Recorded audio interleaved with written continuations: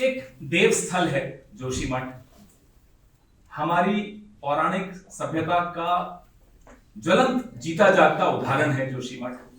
आदि शंकराचार्य की तपस्या भूमि है जोशीमठ और भगवान बद्रीश को सर्दियों के दिनों में यहां स्थापित किया जाता है। ऐसा जोशीमठ, उसके साथ जो पिछले दिनों में हो रहा है, परिवार उजड़ रहे हैं, घरों में, मंदिरों में, यहां तक कि आदि शंकराचार्य जी का जो ज्योतिमठ है वो टूट रहा है।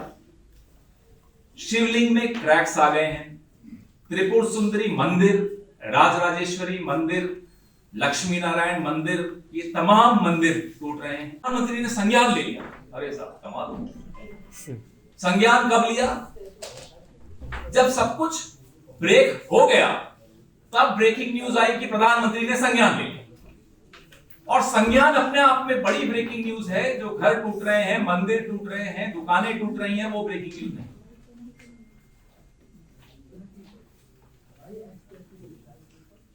जीडी अग्रवाल नाम के एक बहुत बड़े एक्टिविस्ट हुआ करते हैं।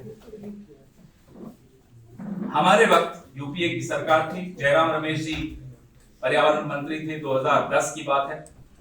600 मेगावाट का लोहारीनाग पाला एक प्रोजेक्ट था, उसके विरोध में जीडी अग्रवाल जी धरने पर बैठे और उस धरने के बाद यूपीए सरकार ने, जयराम रमेश जी मंत्री थे जिसमें मनमोहन सिंह जी प्रधानमंत्री थे, उस प्रोजेक्ट को रोक दिया। भैया फोन या जो भी आप बात कर रहे हैं प्लीज थोड़ा शांति से। उस प्रोजेक्ट को वहीं रोक दिया। ये 2010 की बात है। तुलना कीजिए, वही जीडी अग्रवाल 2018 में भागीरथी नदी पर जो डैम्स बन रहे थे उसके खिलाफ धरने पर बैठे। इस सरकार ने क्या किया? उनको जबरदस्ती उठा दिया, वहां से ले गए और जिन परिस्थितियों में उनकी मौत हुई वो अपने आप में एक पीड़ादायक। लोगों की सुनना छोड़ दीजिए, विशेषज्ञों की सुनना छोड़ दीजिए। एक उदाहरण मैं आपको देता हूं, रवि चोपड़ा नाम के एक विशेषज्ञ का, पर्यावरणविद का।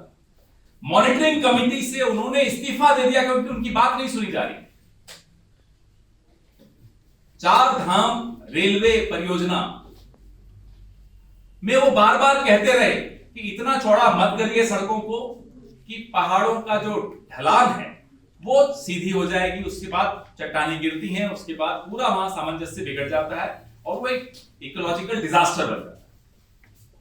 उनकी नहीं सुनी जा रही थी, उनका जमीर था, उन्होंने इस्तीफा दे दिया। ये परिस्थिति है। इस सरकार के कान बंद हैं, आंखें बंद हैं और मुंह भी तभी खुलता है जब कोई ब्रेकिंग न्यूज देनी होती है कि संज्ञान ले लिया। पालन आने वाली कई सरकारों ने लगातार किया जब भी कोई बड़ा प्रोजेक्ट इस इलाके में लाते। यहां तक कि जब जयराम रमेश जी के संज्ञान में जीडी अग्रवाल जी लाए इस मुद्दे को, वहां कंस्ट्रक्शन के मुद्दे को और पावर प्रोजेक्ट्स के मुद्दे को, जयराम रमेश जी ने भी मिश्रा कमेटी की रिपोर्ट को अपनी टेबल पर सबसे ऊपर रखा। इन सरकारों ने मिश्रा कमेटी का नाम नहीं सुना होगा, मैं आपको बता सकता हूं। कम से कम प्रधानमंत्री कार्यालय ने बिल्कुल नहीं सुना।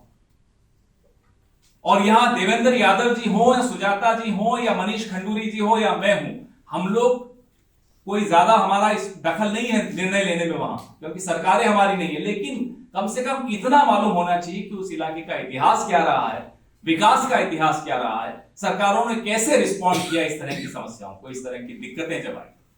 हमारी ये मांग है, जोशीमठ में जो हो रहा है, जो त्रासदी है, उसको राष्ट्रीय आपदा घोषित किया जाए, क्योंकि राज्य सरकार के बस की नहीं है कि वो इसमें कुछ कदम, ठोस कदम उठा पाए।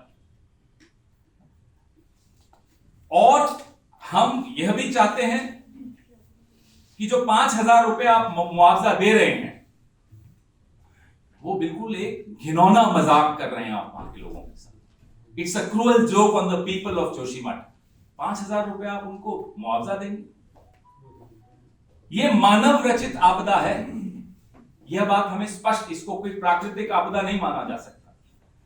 जो सुरंग है जिसकी वजह से यह मानव रचित आपदा हुई है उसको तुरंत बंद कर दिया जाए और लोहारीनाग, पाला और पाला मनेरी परियोजना की जो सुरंगें हैं उनको भरने का काम तुरंत शुरू कर दिया।